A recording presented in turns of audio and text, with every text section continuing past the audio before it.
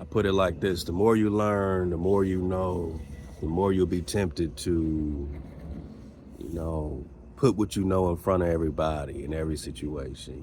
By the time you figure out that you didn't just get off no doggone slave ship, right?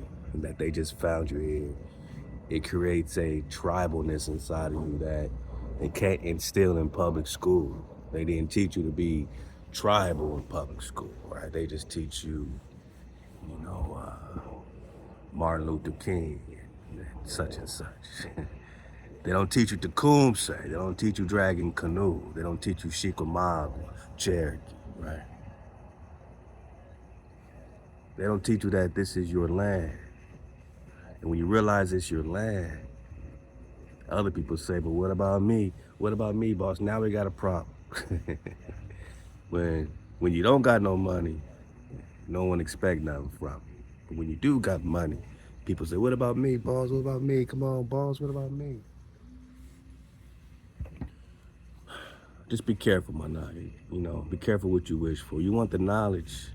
With the knowledge, as you share it, you know what I'm saying, it's gonna make people feel some type of way. You're gonna say, man, ain't nobody do nothing for us when we going through all this pain, all this suffering. When you read the scriptures, man, when you read the Tanakh, you realize that the Creator personally put us into solitary. We've been put into a situation where only the Creator can get us out. Can't nobody save us but us. So it's not about us saving anybody else. It's about us saving us, right? By what? Keeping the code, by listening to the Creator again. Hey, Shabbat Shalawam, by learning how to rest on your rest day. We don't expect no so-called white people to bail us out of this captivity. No, only the Creator, and that means that you tap into yourself. You keep the code, no power before our power. Start with that, MHOE.